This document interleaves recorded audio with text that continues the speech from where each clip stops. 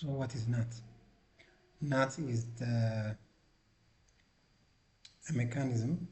Let us start first from its abbreviation.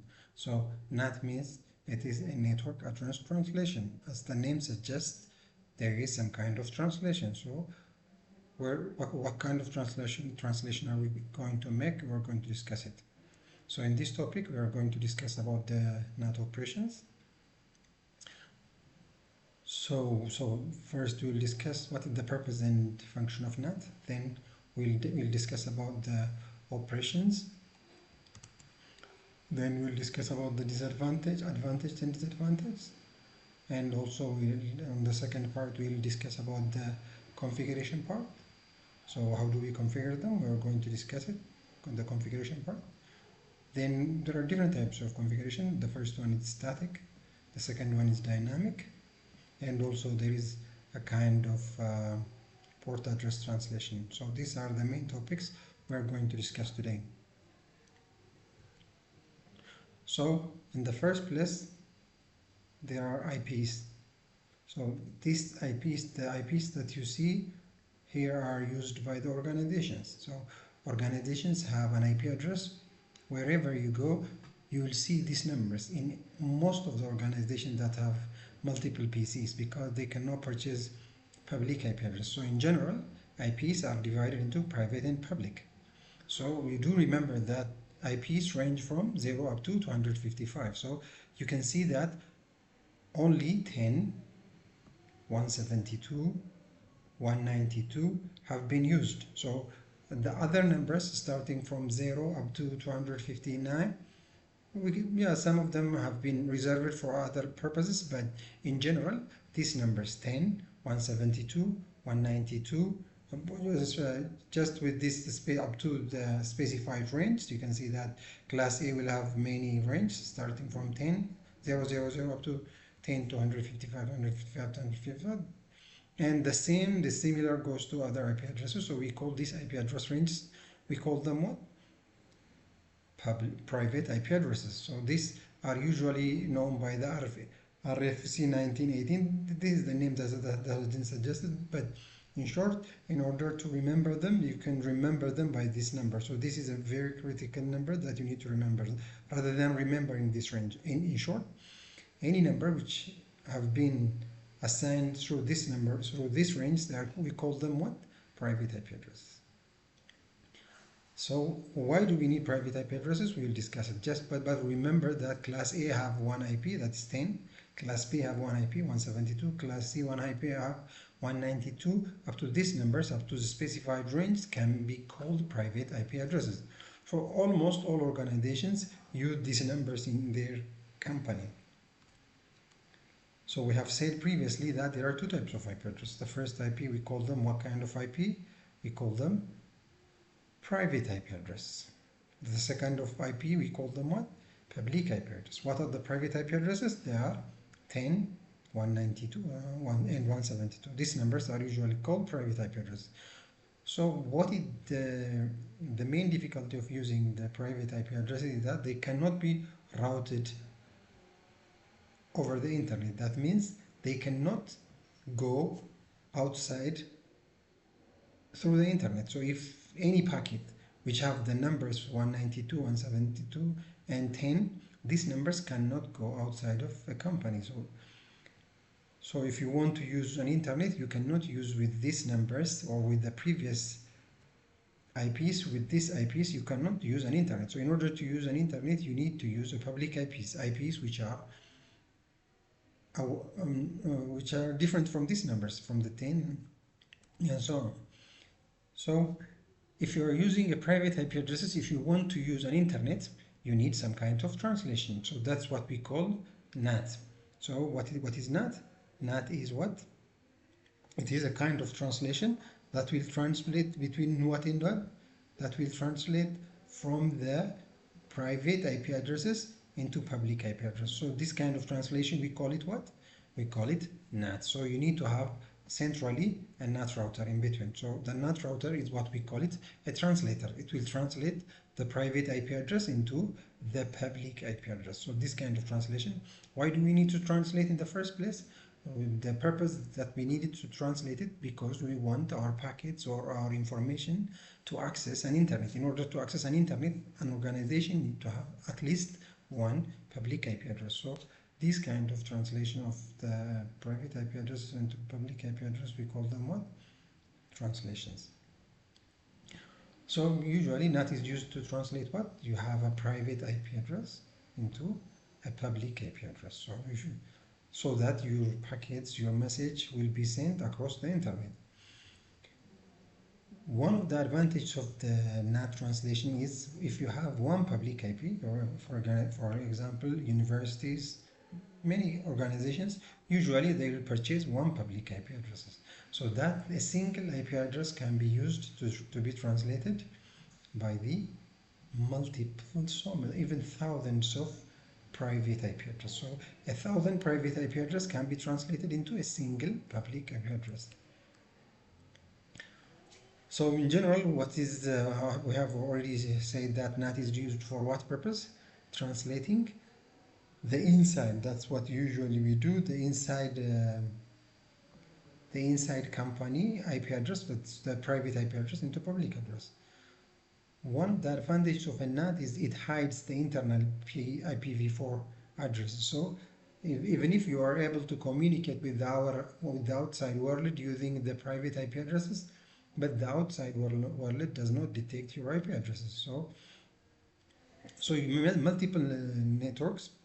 In the case of public IP address, a single public IP address cannot be shared by multiple organizations. But if you take a private IP address, we can say almost all organizations in the world, they are using private IP addresses in their company. They can access it. For example, you can see here. Let us see here. How many IPs do you see here? Here you can see one IP address that's private, another IP address that's private, another IP address that's private. So 3 different private IP addresses you can see here. But you have only a single outway. So only one outside exit point. So you can see that these multiple IP addresses can be translated into a single public IP address. So this kind of translation, for example, you can see here, this is a kind of public IP address. You can see that this is different from 10, the numbers that we have discussed previously. So this is a public IP address. So if you want to use an internet, you need to have, so if you have multiple routers, so usually NAT will be configured usually on the exit on this router. This is what we call a NAT enabled router. So the router that usually communicates with the service provider or with the telecommunication, on that router we usually configure NAT, not on the inside router. So we usually configure it on the outside, on the router that is directly connected with the service provider network. And also we can say that, but this is the other types of NAT. The other types of NAT that we can call it is, will come in with it, that's called the dynamic. Sometimes we can configure it. Multiple public IP addresses can be configured to be shared with the multiple IP addresses. So here you can see that there are some terminologies we're going to discuss here. Well, the first one of them is the inside address. So what we call it an inside address. And so what the inside address? This inside address. So this is an inside address. So what is the inside address? An address that is local. The company, that's the address of the company. We are going to divide it into 2 portions later. We call them the inside local. So we are going to divide it into the inside local and the inside global. Also the outside can be subdivided. So the outside can also be subdivided into, this is the outside local and also the outside global. And also we have the inside local and the inside global. So we have these 2 IP addresses. In general, what inside means, the inside address. Outside means the destination address. So the source address and the destination address. And also we have the local address. So the local address means it's usually an address that is seen on the inside portion of a network. And also we have a global address that appears usually on the global IP addresses. So you can see here that there is what is this IP address? This is private IP address, and also it's called what? Inside local. This is the IP of this PC. So this is the IP of this PC. So what kind of IP is this one? It's a private. So in order to use an internet, you need to this internet. These IP addresses should be converted into by this router into a NAT. So this is a NAT enabled router, or the router that is usually connected with the internet. So you can see that this number is going to be translated. This number is going to be translated to this number. So what kind of number is this one? Is a public IP address. What kind of number is this one? This is a private IP address. So when you change this number, the inside local, into an inside global, this kind of translation we call it an NAT translation. Also, not only that, whenever we want to access this one, the outside local and the outside global, you can see that these are the IP addresses of the remote or the destination IP address. If it have a local IP, you can say outside local, but even in this case, both of them are global IP addresses. They are not local. So the translation of these IP addresses, this one. So this PC is, you can see this PC is trying to access this PC, this IP address. So we call it this one inside local, and that's outside local. So this kind of translation from this one, anyway, this table, the table that you see here is what we call it what? We call it, this is what we call NAT translation. The table by itself is the NAT translation. Anyway, this is the translation. So for this PC to access this device, first it needs to translate from this one to this one. Sorry, the reverse direction, from the private to the public. Then the public can access, so the public then can access these resources from the server. So this is what we call translation. So you can see there are how does the network works. So you can see the first step here.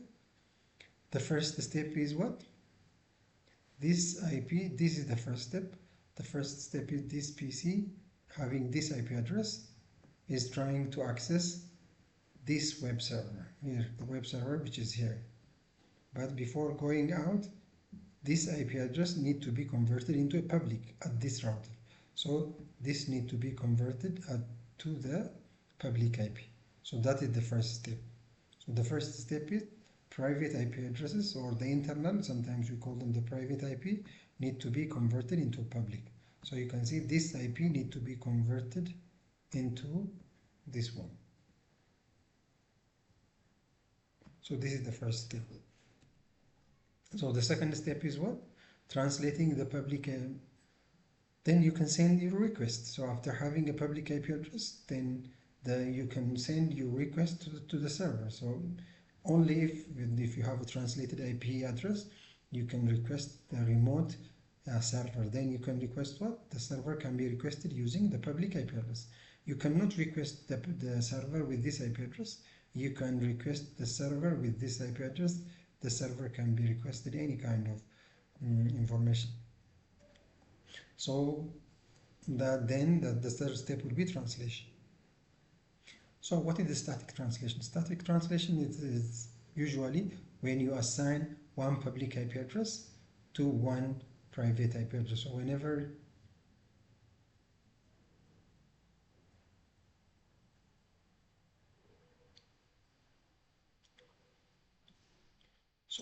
you assign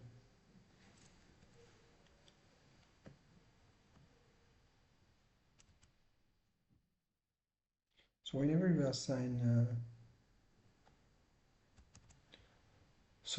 you translate one public IP address to one private IP address, this kind of translation we call them one-to-one. So that's what we call it, static address translation. Always a specific private IP address is going to be translated to a specific public IP address. So this is usually used, called what we call the static. But the key point is here that the main differentiating point here is that the, it is usually used to access especially servers. So whenever you want to access some server outside your company, this kind of translation is called static, because the server should not change its IP address every time when user requests the server some kind of service. So this kind of translation is always static. So whenever, for example, this PC is trying to access this server in your company, this server need to have a static NAT. If you make it dynamic, because this PC may not have this IP address in the next time. So if you make a constant one-to-one relationship always, and that number should not change, we call that static. So if today you are going to translate it to this number, tomorrow if you are going to translate it to another number, this kind of translation is, we call it what? Dynamic. So the number is not static. So static is used whenever you have some kind of servers which can be accessed by outside users. So in this case, you are always make sure to use static NAT if you have servers or some kind of services you are going to provide to the outside world, because those people should not lose their previous contact. In the case of dynamic, you have the list of available lists of available IP addresses for graph. So any PC from any PCs from these two PCs can have, today they can have this number, tomorrow they can take another number, after tomorrow they can take another number. So their numbers cannot be translated statically. So it's not constant, it changes, it depends on the load. So it is still just like a load. So you're going to randomly select from this number. So this kind of arrangement, we call it what? Dynamic NAT. So dynamic NAT, it will assign you one-to-one, but you are not sure which kind of IP address you are going to get tomorrow. So so the name itself here, it's based on first come first served. Whoever requests a public IP address first will get it first. It's not like that in the case of static. It's not based on first come first served. No, that's not the case. In that case, a single number is usually assigned to a single server. That number will not change unless otherwise the network administrator changes itself, or you'll purchase another IP address. So here you have, it's still one-to-one, but the one-to-one is a kind of a load. Path is a kind of translation. It's not one-to-one in the case of path. In the case of path, the translation is usually multiple or many private IP addresses are usually translated to a single IP address. Usually they can be translated to more than one, but we call them more than. Here you can see that these are the different PCs that are using IP addresses, but whenever they are translated, they are going to be translated into this number. You can see this number is their translation. It looks like they are the same, but when you see the exact IP address, like the exact IP address is similar, their difference is based on the port number. So these PCs only have been differentiated based on what?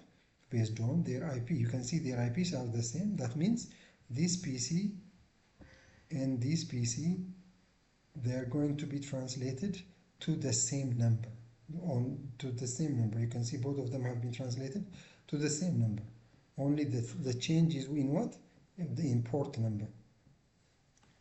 So the change is only in the port number. So only the port numbers are different, not the IP address. That's why we call the name itself suggests what kind of translation? Port address translation. So you do know that every application has its own port address. So this is going to translate based on port translation. So what's the difference between port address translation and dynamic NAT? Dynamic NAT is usually the relationship is one-to-one, usually. But in the case of dynamic translation, multiple private IP addresses are going to be translated into a single IP address. Almost all, we can say, organizations in the world, they are using PATH because they cannot purchase multiple public IP addresses for their different uh, PCs.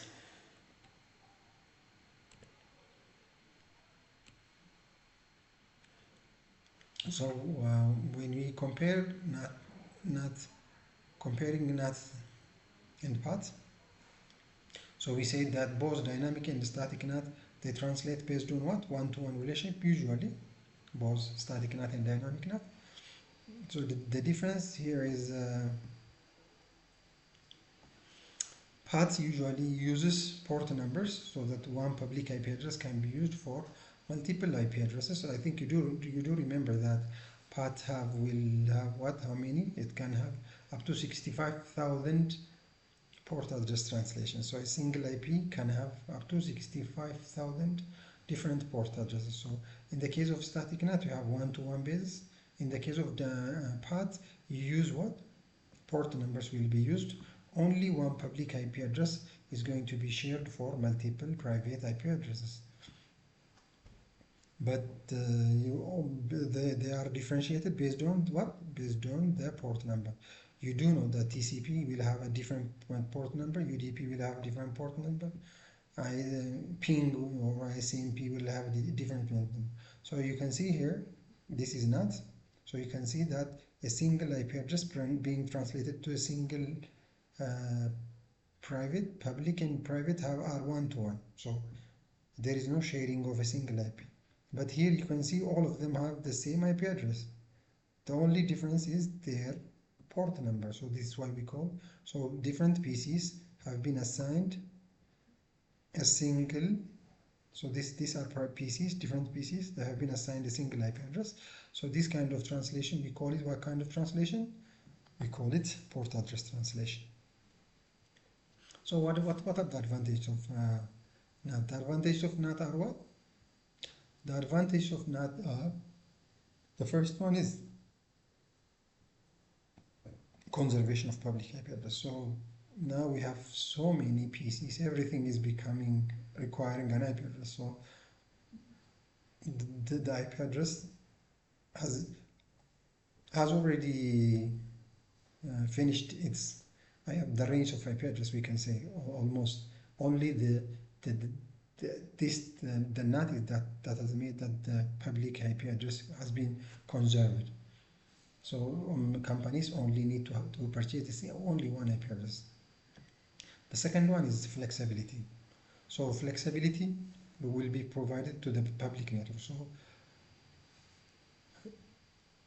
nobody knows, you can have multiple NAT pools, multiple backup pools, so they can provide flexibility. Another one is it provides consistency. So internal networks will be consistently addressed, and also security, because the private IP address cannot be accessed by the outside users, so they cannot directly attack a single user or a single device because they don't know the exact IP of that PC. So that's what we call NAT. So what are the disadvantages? The first one is what? The performance is degraded. So performance degradation, because always you need to translate the private to public IP address. So also there is no end-to-end functionality, because your friends or somebody from outside cannot directly access your PC because they don't know the exact private IP address of your PC, and also you cannot trace it. So tracing is also difficult. Tunneling also, it's a little bit complicated concept with regard to, but tunneling can also become more complicated. And TCP connections can also be disrupted, because all this one is because the private IP address is hidden from the outside world or from the public. So how do we configure NAT? So we can configure NAT. We said how many types of configurations? We said there are 3 types of configurations. So what's the first configuration? The first configuration is what? Static NAT. We say the static NAT is what? One-to-one configuration. How do we configure? First, we'll say So this is the way that we configured. We'll say IP NAT inside source static, then we'll provide the local IP and we provide the global IP. So here, this is the way that we provide. We'll say IP NAT inside source static, so and you'll provide the local and also will provide the global. For example, if you take this PC, if you take let us say okay. Yeah, let us say this is the IP address. So this is a single IP address. So this is the local IP address. That's the one that we are going to put it here. And we are going to provide this one as the public IP address. So we're going to put it here. So when you put these two numbers, then you'll say you can specify. In addition to that, you need to specify in the interface. So where do we are going to configure? So you can see here we have two interfaces, serial 00 and serial 010. So you are going to configure, you need to specify where we are going to, for example, if you say that interface serial 000, so this is going to be serial 000, then you're going to say IP NAT inside. If it is serial 010, it could have been what? IP NAT outside. Then so this is an outside, so the outside is this one, this is the outside, you can see it is outside, and this is the inside. So on the inside you are going to specify the inside, on the outside you are going to specify the outside. So this is one-to-one relationship. So this number is going to be converted into this number. This is what we call it static. So you can see here this is the inside interface and this is an outside interface. Here at the router we are going to configure what? NAT. So just you'll follow these steps so you can see that IP, so this is what kind of IP address? This is the static IP address, or private IP address, sorry. This is going to be converted into this one. It's the public IP address. So router 2 is going to be configured, so you have this inside network. So this inside network is going to be converted to another outside network. So we'll see the configuration. So how do we check this one? We're going to check it with the anyway, so this is the way. How do we verify? Always when you verify, you're going to use this kind of translation. IP show, IP NAT translation will be used for what? For verification. So that you can see that what kind of translation have been performed. So this is the translation that you see. So what is the inside IP, the public IP address? What is the private IP address? It can be seen from this translation. So what about the dynamic NAT? We say that dynamic NAT is what? On the first come, first served principle. So whoever requests first for the public IP address will get the first one. Whoever asks lately, he'll get the last one. So you can see here the range. So you can see here the range is from what and what? The range is from 226 up to 240. So for example, here you can see 10.10 have requested first, so it will get the first number. And this has requested second, it will get the second number. If others comes next, they will keep on getting this number until it is finished. So whoever comes after the last one will not get the public IP address. So here the concept is almost the same. The difference is that's based on first come first served principle. So the difference between this one and the previous one here, what do we do first? First we prepare a pool. So we need to prepare what kind of pool? That's usually the pool for the public IP address. Usually we prepare a pool, and also we will prepare access list who are permitted to use this pool. So then we'll prepare what? We'll then combine them, just like the previous one. We'll say IP NAT inside source list, and the list and the pool are going to be combined. Who is the pool? The pool is the first one, the one that we have configured the first. What is the list? The list is the access list that we have configured on the step 1. So this one is step 2, and this one is step 1. So step 1 and step 2 are combined. So then we'll say what? IP NAT inside source. The previous one was static, like something. So here it was static, here it was static, now it's not static. Now it's not static, just you'll say source list. So then we'll provide the list. Just like the previous one, we provide the inside interface and the outside interface.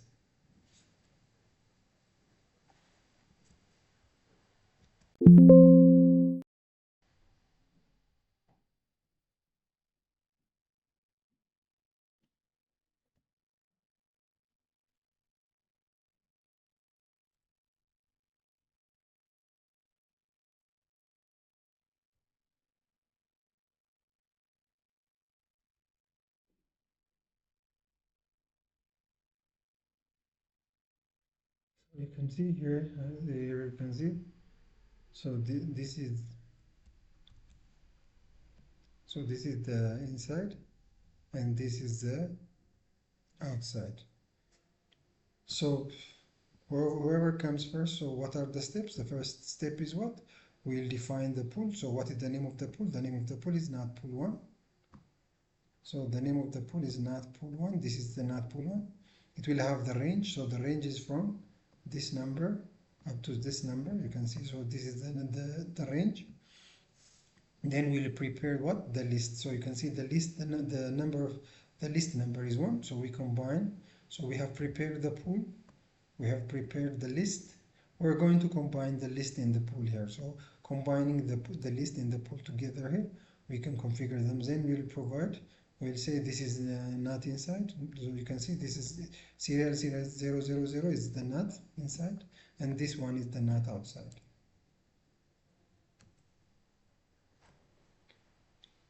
So then we can verify the same using the same kind of principle. So here you can see that this is the NAT.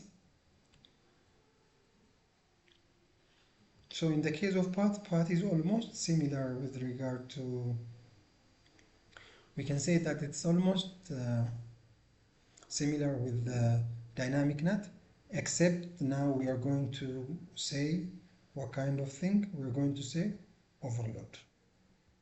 So when we say overload, it's almost, we can say the same, only the overload command will be used. So what is the purpose of the overload command? Whenever you have, if the number of public IP addresses are smaller than the numbers of private IP addresses, so you cannot have one-to-one relation. So in that case, you will permit a multiple IP addresses.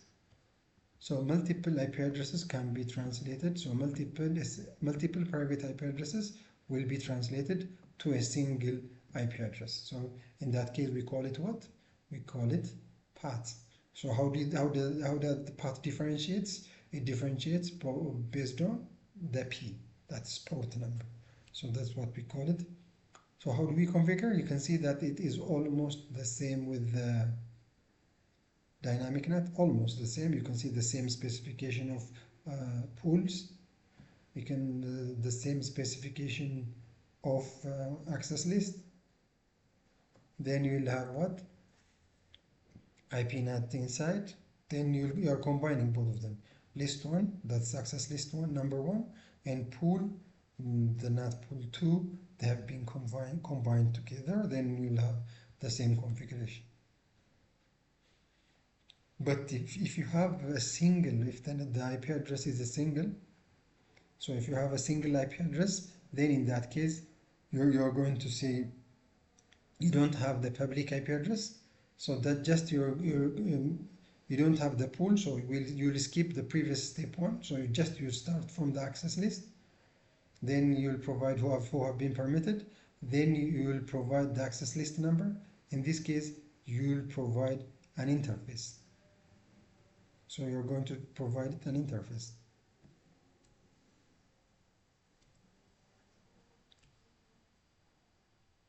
So the same, you can say show IP NAT translations or statistics, then you can verify it yourself.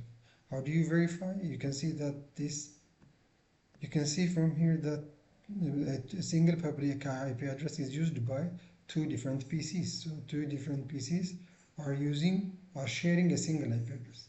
This kind of translation, we call it what? We call it PAT, or port address translation, because a single public IP address cannot be shared by more than one